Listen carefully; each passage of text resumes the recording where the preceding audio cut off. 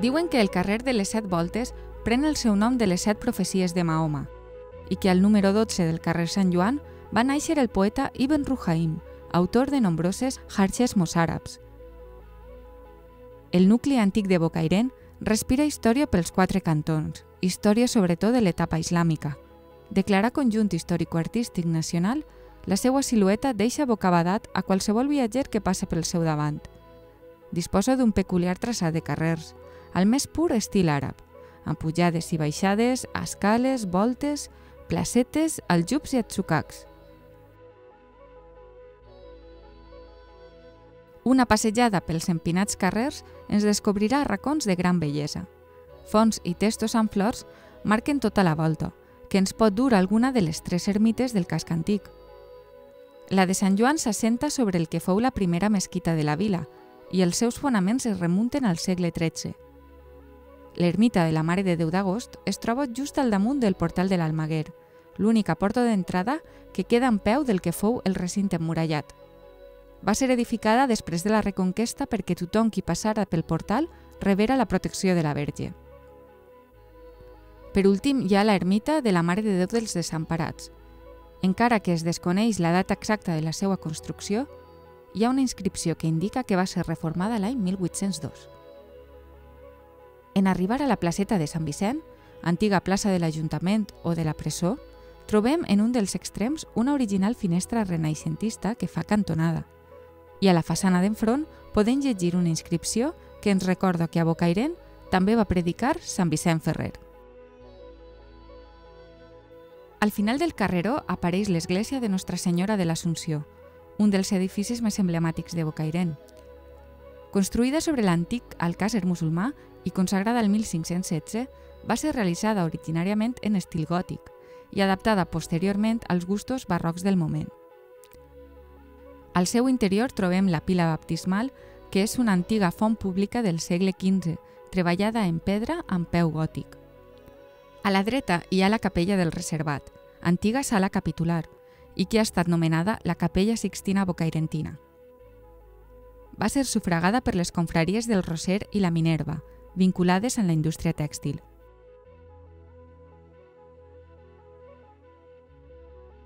A la banda dreta de l'altar major hi ha el retaule que per a aquesta parròquia pintà Joan de Joanes al segle XVI, i a l'esquerra un altre retaule començat pel pintor i acabat pels seus deixebles.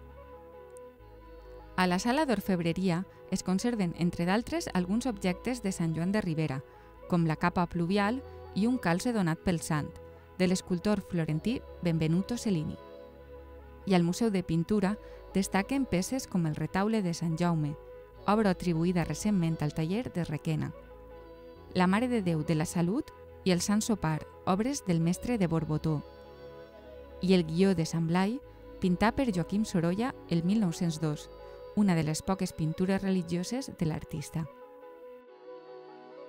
Eixint de l'església, a la part de baix està ubicat el Museu Arqueològic. Mostra una bona col·lecció d'objectes representatius d'una llarga etapa històrica que va des del Paleolític superior fins ben entrada a l'edat mitjana, la major part trobats en jaciments del terme. La Cova de la Sarsa és un dels jaciments més importants del Neolític a tot el Mediterrani occidental i és on s'han trobat un gran nombre de peces de ceràmica cardial exposades al museu. A la sala destaca la reproducció del lleó de Bocairent, escultura ibèrica del segle IV abans de Crist i que es conserva actualment al Museu Pius V de València, i una maqueta de les covetes dels moros on es pot veure tant l'exterior com l'interior de les coves. Baixant el carrer, arribarem a l'actual plaça de l'Ajuntament, centre administratiu i social de la vila.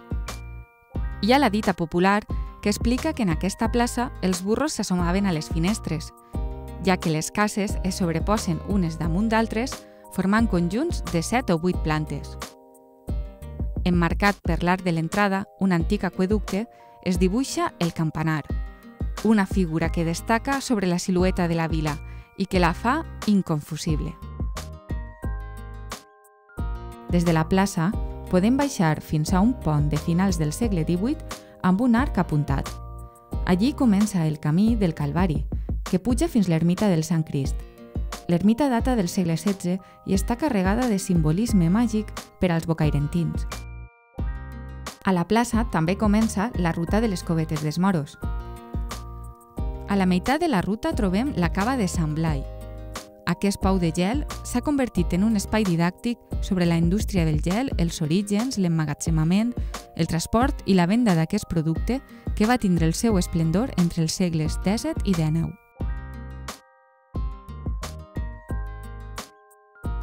Continuant per la senda, arribem a les Covetes dels Moros, el monument més rellevant de Bocairent. Es tracta d'un grup de més de 50 coves artificials amb orificis en forma de finestra. Encara que en un principi sembla que eren independents, actualment es troben totes intercomunicades. Les interpretacions sobre l'ús a què es destinaren aquestes cavitats han sigut molt diverses al llarg del temps. Cambres sepulcrals d'èpoques antigues, graners, cenobis visigòtics. Els estudis actuals asseguren que es tractaria de graners magatzems de seguretat realitzats en època andalusina, que servirien a les comunitats camperoles de la zona, molt probablement d'ascendència berber. Entrar a les Covetes dels Moros ens farà activar la nostra imaginació, ja que és un espai únic, un laberint de pedra que ens recorda a cada moment per què Bocairent ens diu que és pedra viva. En tornar al poble podem continuar la visita amb el convent rupestre del monestir de Sant Agustí. Recentment obert al públic, és un antic convent subterrani que va ser excavat en la roca l'any 1556 i que es va clausurar en el 1700 en començar a construir-se damunt el nou. La primera impressió del visitant quan entra a la capella és de sorpresa, en contemplar un recinte de 48 metres quadrats ben conservat tallat en la roca, diverses estances comunicades i una gran campana respirador de 10 metres d'altura. La visita al nucli de Bocairent acaba en un original monument que també té els seus fonaments en la roca viva, la plaça de Bous. Data de 1843 i és la més antiga de la Comunitat Valenciana. Durant la primera meitat del segle XIX, la indústria tèxtil va patir una forta crisi i per a pal·liar la desocupació existent es decidí construir una plaça de bous excavada en la pedra. El seu aforament és de 3.760 localitats i per ella han passat les grans figures del toreig de tots els temps. Actualment es continuen realitzant corregudes de bous, a més d'activitats culturals, esportives o festives en època estival.